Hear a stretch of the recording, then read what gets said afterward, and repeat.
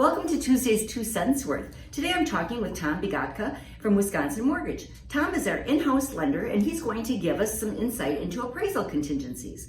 So glad you could meet with me today, Tom. Thanks for having me, Sue. In this seller's market, many offers are being written waiving the appraisal contingency, which can produce an appraisal gap. Can you define what that appraisal gap actually means? Absolutely, Sue.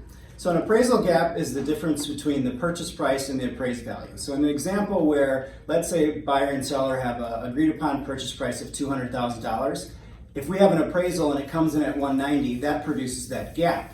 Now lenders are only going to lend upon the lower of that purchase price or the appraised value. So what happens then is that buyer needs to bring that difference in cash.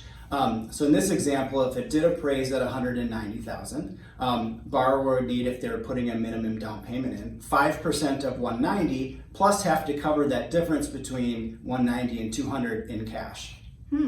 So which buyers would be good candidates for waiving the appraisal contingency? Well, a good candidate is a buyer that has a big down payment already or a lot of cash in reserves. That way they could restructure how their loan is going to look like. So for example, if the purchase price was $200,000 and that buyer was going to put 25% down, which is $50,000, they could simply restructure that down payment percentage to be, let's say, 20% down, and that will free up that extra cash to cover that difference.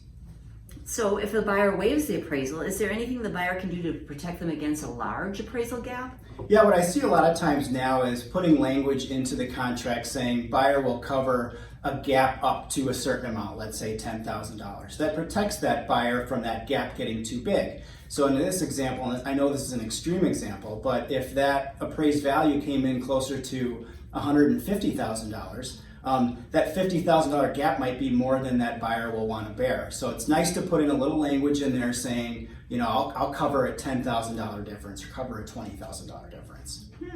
So the appraisal gap is just another way that Travis and I can make your offer attractive in this competitive market. Thank you for your time today, Tom. You always explain things in such an easy to understand way. Tom is a loan officer you'd want. He'll even call the seller's agent and tell them how solid your financing is.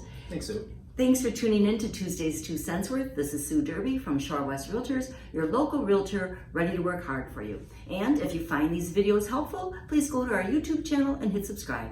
Thanks again, Tom. Thank you.